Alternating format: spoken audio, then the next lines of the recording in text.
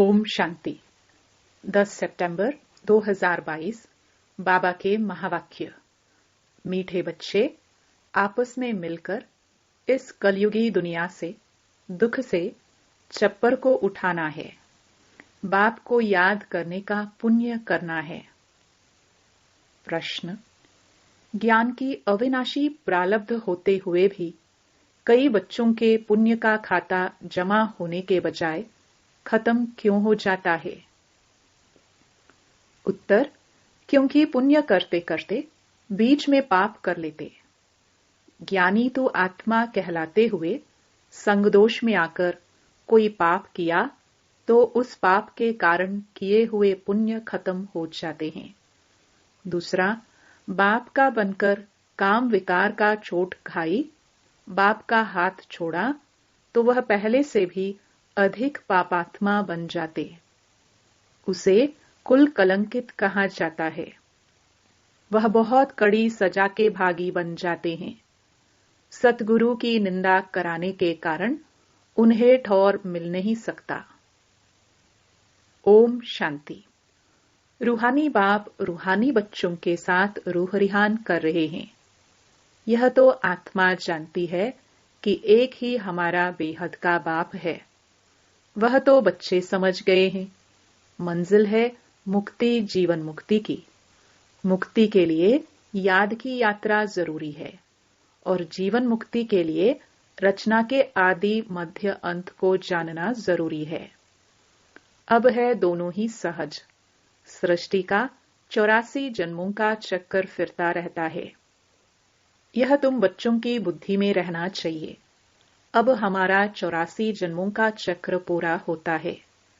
अब हमें जाना है वापस घर। अब वापस तो कोई जा नहीं सकते, क्योंकि पापात्मा है। पापात्माएं मुक्ति, जीवन मुक्ति में जा नहीं सकती। ऐसे ऐसे विचार करने होते हैं। जो करेगा सो पाएगा और खुशी में रहेगा तथा दूसरों को भी खुशी में लाएगा। तुम बच्चों को कृपा व मेहर करनी है, सबको रास्ता बताने की। समझाना है तुम्हारी आत्मा सतो प्रधान से अब तमो प्रधान बन गई है, इसलिए वापस जा नहीं सकती। पुकारते भी हैं, हे पतित पावन। बच्चे जानते हैं कि अभी पुरुषोत्तम संगम युग है। यह भी किसको अच्छी रीति याद रहता है, किसको याद नहीं रहता है। घड़ी घड़ी भूल जाता है। परंतु तुमको अगर संगम युग याद रहे तो भी खुशी का पारा चढ़ा रहे। बाप टीचर याद रहे तो भी खुशी का पारा चढ़ा रहे। किसको बड़ा रोला विघ्न बीच में पड़ता, किसको थोड़ा पड़ता, पड़ता तो जरूर है। कई ऊपर जाकर फिर नीचे आ जाते हैं। कोई की अवस्था अच्छी होती है तो दिल पर चढ़ जाते हैं, फिर नीचे गिरते हैं तो की कमाई छठ हो जाती है। जैसे दुनिया में कितना दान पुण्य करते हैं, इसलिए कि पुण्य आत्मा बने। फिर अगर पुण्य करते करते पाप कर्म करने लग पड़ते तो पापात्मा बन पड़ते हैं। तुम्हारा पुण्य है ही बाप को याद करने में। याद से ही तुम्हारी आत्मा पुण्य आत्मा बनती है। तो अगर बाप को ही भूल जाए, दूसरे का संग लग जाए, तो बहुत पाप करने से जो कुछ पुण्य किया वह भी खत्म हो जाता है। समझो, आज दान पुण्य करते हैं, सेंटर खोलते हैं, कल फिर भेमुख हो जाते हैं तो पहले से भी जास्ती गिर जाते हैं, क्योंकि पाप करते हैं ना। तो वह खाता जमा के बदले ना हो जाता है। पहले बहुत अच्छी सर्विस करते थे, बात मत पूछो, फिर एकदम गिर जाते हैं। शादी कर लेते हैं, पहले से भी जास्ती खराब हो जाते हैं। पाप करने से फिर वह पाप का बोझा चढ़ता जाता है। जमा और ना की जैसे मुरादी कमाई संभाली जाती है ना। परंतु इन बातों को भी कोई समझने वाला ही समझे। पाप भी कोई हल्का कोई बड़ा होता है। काम का सबसे बड़ा, क्रोध सेकंड, लोभ उनसे कम, मोह उनसे कम। नंबरवार होते हैं। काम की चोट खाने से फायदे के बदले नुकसान हो जाता है, क्योंकि सतगुरु की निंदा कराई तो ठौर पा ना सके। वह दिल से उतर जाएंगे। बाप का बनकर बाप को छोड़ देते हैं, फिर उसके कर्म पर भी होता है। कारण क्या? चल ना सका। अक्सर करके काम की चोट जास्ती लगती है। यही मुख्य दुश्मन है। कब सुना क्रोध की एफिजी जलाई? नहीं, कामी की बनाते हैं। रावण ठहराना। बाप कहते हैं काम पर जीत पाने से जगत जीत बनेंगे। बिल्कुल हरा बैठे हैं तो जीत के बदले हार हो जाती है। बाप को बुलाते हैं, हे पतित पावन आओ। काम से बहुत पीड़ित होते हैं। फिर कहते हैं बाबा काला मुंह कर दिया। बाबा कहेंगे तुम तो कुल कलंकित हो। क्रोध व मोह के लिए ऐसे नहीं कहेंगे। सारा मदार है काम पर। बुलाते हैं, हे पतित पावन आओ। बाप आया है, फिर भी पतित बनते रहे तो बाप क्या कहेंगे? साधु संत आदि सब कोई पुकारते हैं, हे पतित पावन आओ। अर्थ कोई नहीं समझते हैं। कोई मानते हैं कि हां आने वाला है जो नई दुनिया स्थापन करेंगे, परंतु टाइम लंबा दे देने से घोर अंधियारे में गिर पड़े हैं। ज्ञान और अज्ञान है ना। बाप समझाते हैं भक्ति में तुम जिसकी पूजा करते हो उसे जानते नहीं तो वह भक्ति किस काम की?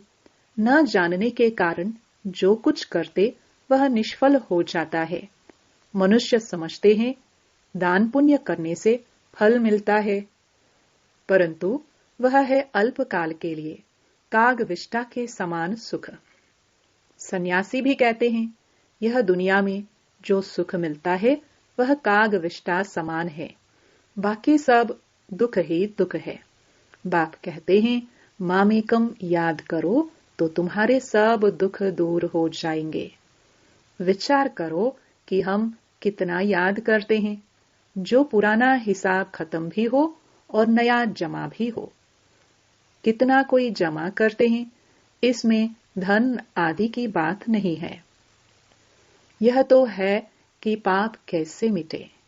मूल बात है ही पवित्र बनने की। ऐसे भी नहीं समझो कि बाबा को लिख कर देने से कोई जन्म जन्मांतर का खत्म हो जाएगा। पापों का बोझा जन्म जन्मांतर का बहुत है, वह सब नहीं कटते हैं। इस जन्म में जो किए हैं उसकी हल्काई हो जाती है।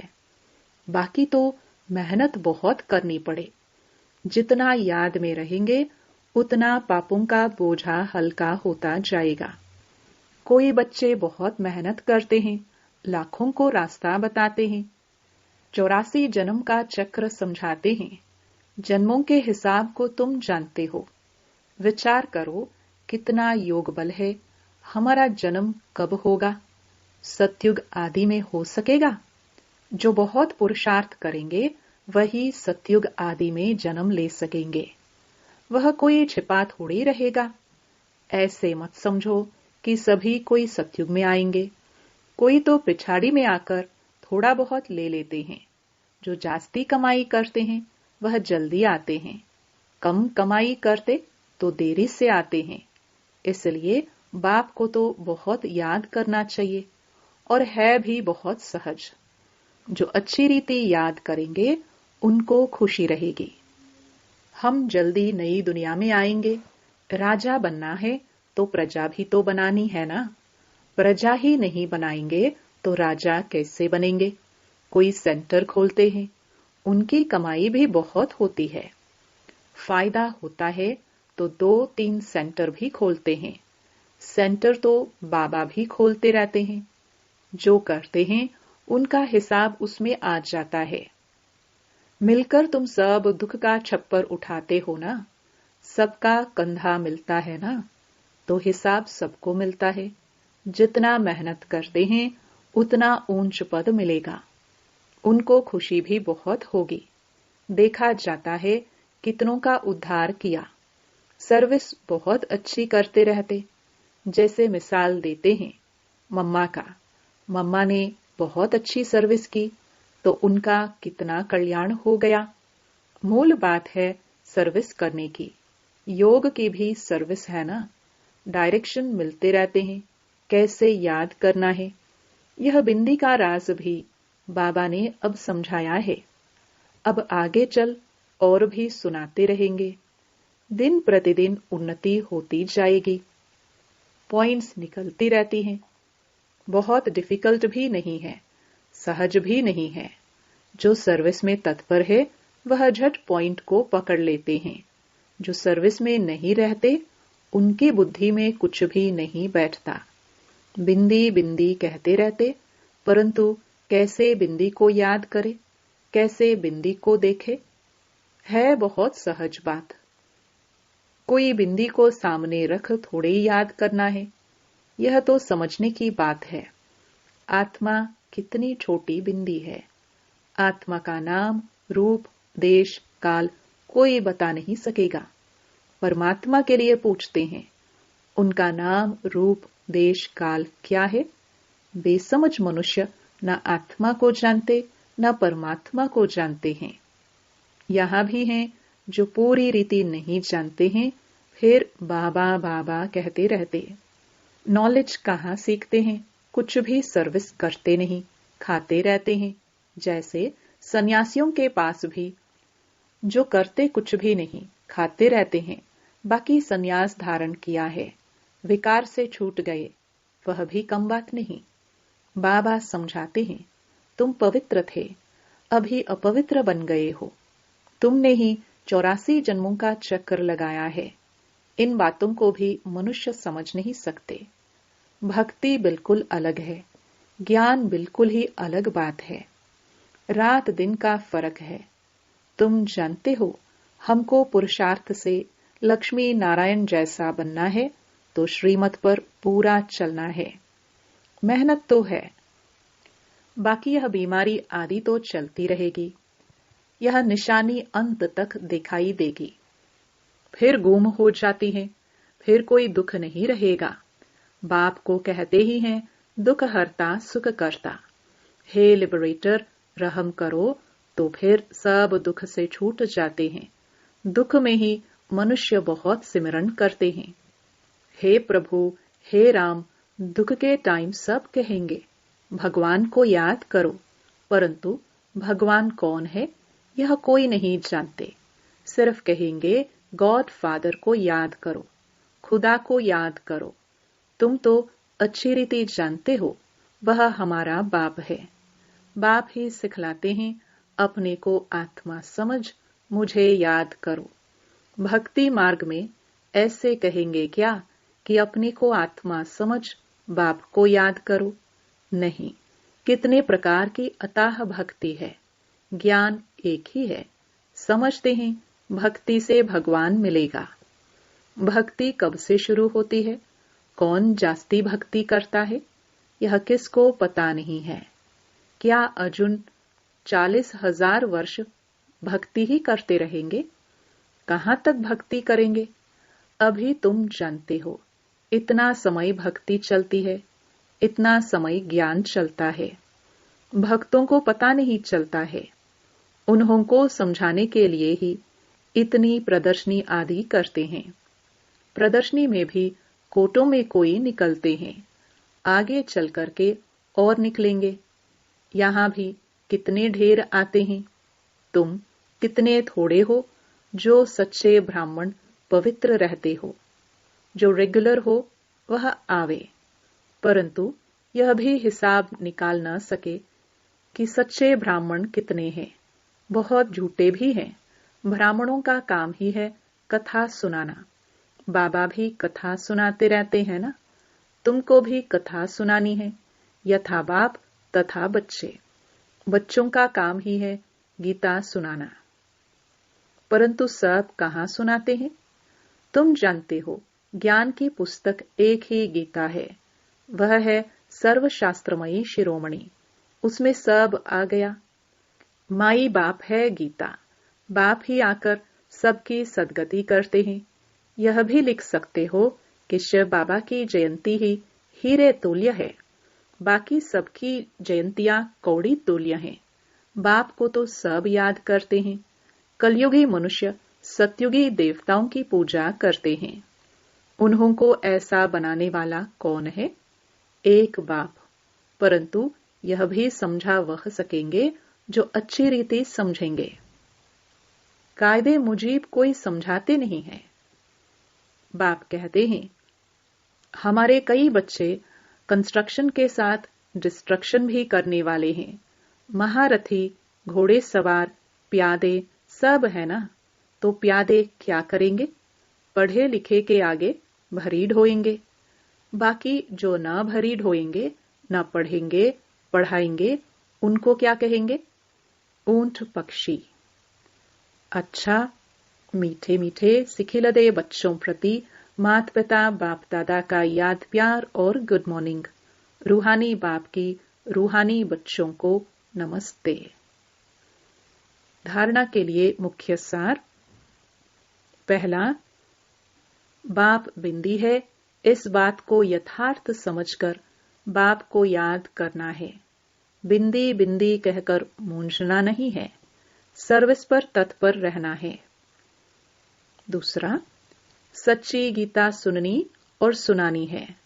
सच्चा ब्राह्मण बनने के लिए पवित्र रहना है। रेगुलर पढ़ाई जरूर करनी है। वरदान, सदा खुशी की खुराक खाने वाले और खुशी बांटने वाले खुश नसीब बेफिक्र भव। ब्राह्मण जीवन की खुराक खुशी है। जो सदा खुशी की खुराक खाने वाले और खुशी बांटने वाले हैं, वही खुश नसीब हैं। उनके दिल से यही निकलता कि मेरे जैसा खुश नसीब और कोई नहीं। भले सागर की लहरें भी डुबोने आ जाए तो भी फिक्र नहीं, क्योंकि जो योग युक्त हैं वह सदा ही सेफ हैं। इसलिए सारे कल्प में इस समय ही आप बेफिक्र जीवन का अनुभव करते हो। सतयुग में भी बेफिक्र होंगे, लेकिन ज्ञान नहीं होगा। स्लोगन, सहज पुरुषार्थी बनना है तो सर्व की दुआओं से स्वयं को भरपूर करो। ओम शांति।